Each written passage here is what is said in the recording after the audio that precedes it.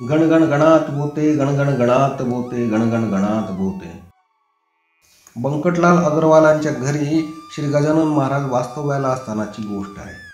संत गजानन महाराजांनी आपल्या चिलिमेसाठी स्वतः साक्षात अग्नी निर्माण केला आणि त्यांनी चिलीम पेटवली आणि त्यानंतर त्यांनी जानकीराम सोनाराच्या चिंचवण्यामधील आळ्या देखील त्यांनी नाहीशा केल्या आणि स्वच्छ करून दिले. ह्या चमत्कारानंतर एक दिवस संत गजानन महाराज बंकटलालाच्या घरून निघाले आणि ते शेगावच्या परिसरामध्ये फिरत होते.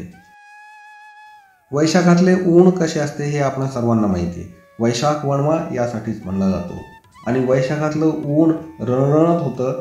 सूर्य आग ओकत होता, अंगाची शरीराची काहिली होत होती आणि अंगातून घामाच्या धारा वाहत होत्या. आणि अशा वेळेस दुपारच्या वेळेला गजानन महाराज अकोली नावाच्या गावाच्या दिशेने प्रयाण करीत होते. संत गजानन महाराजांना तहान लागली होती. आजूबाजूला पाण्याचे काही साधन नव्हते. त्या उजाड माळरानावरती चिटपाखरूही नव्हते. थोड्या अंतरावरती महाराज चालत गेले असता त्यांना एक शेतकरी भेटला. त्या शेतकऱ्याचे नाव भास्कर होते. या भास्कराकडे घागरीभर पाणी होते जे त्यांनी येताना गावातून आणले होते. महाराज या भास्कराकडे गेले आणि त्यांनी प्यायला थोडे पाणी मागितले. या भास्करांनी महाराजांकडे पाहिले आणि उद्धटपणे त्यांना झिडकारायला सुरुवात केली. हा भास्कर शेतकरी म्हणायला लागला, अरे जा जा, या अकोली गावामध्ये अगोदरच पाण्याचं दुर्भिक्ष आहे, दुष्काळ पडलेला आहे आणि त्यात तुम्ही एक पाणी मागायला आलात. आम्ही मरमर मरतो शेतामध्ये, स्वतःसाठी थोडंसं पाणी काय आणलं त्याच्यामध्ये तुम्हाला वाटेकरी करून घेऊ का आणि मी काय पिऊ दिवसभर. महाराज त्याच्या बोलण्यामुळे निराश झाले. त्यांनी इकडे तिकडे पाहिले तर त्यांना थोड्या अंतरावरती एक विहीर दिसली. त्यामुळे त्या विहिरीकडे त्यांनी चालायला सुरुवात केली. तेव्हा हा भास्कर शेतकरी त्यांना म्हणाला की त्या विहिरीमध्ये दगडाशिवाय काहीही मिळणार नाही, कारण या विहिरीमध्ये गेल्या 10-12 वर्ष पाणीच नाही आहे. तुम्ही कशाला तिथे जाताय, तुम्हाला पाणीच मिळणार नाही.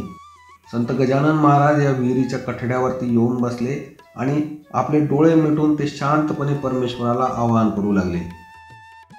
नारायणा, पांडुरंगा, या अकोली गावची जनता, अकोली गावचे लोक पाण्या वाचून त्रस्त झाले आहेत. त्यांना पाण्याचा थेंब देखील कुठे दिसत नाही. मानवी प्रयत्न अपुरे पडतायत, दुबळे पडतायत, म्हणून तुझा धावा करतोय जगदीशा. या विहिरीला पाणी दे. आपल्या भक्तांच्या रक्षणासाठी काय केलं नाहीस बा, आणि या दुष्काळी गावावरती तुमची अवकृपा का बरं आहे बरं. ही माणसं जीवापाड मेहनत करीत आहेत, त्यांना पाण्यासाठी दारोदार फिरावं लागतं.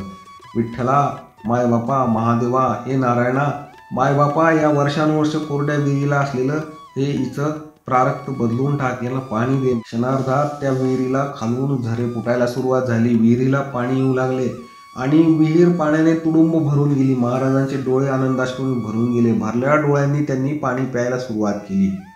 हे दृश्य ज्यावेळेस भास्करांनी पाहिले त्यावेळेस तो गोंधळून गेला, घाबरून गेला आणि आश्चर्याने थक्क झाला.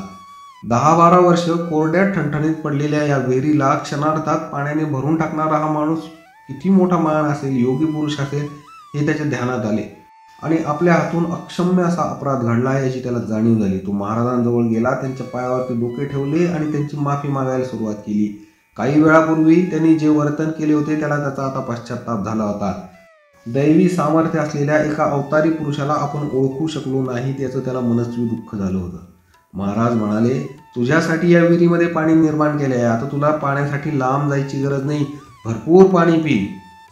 भास्करांनी शेती, वाडी आणि मिळालेलं पाणी सोडून देऊन महाराजांसोबत राहायचं ठरवलं.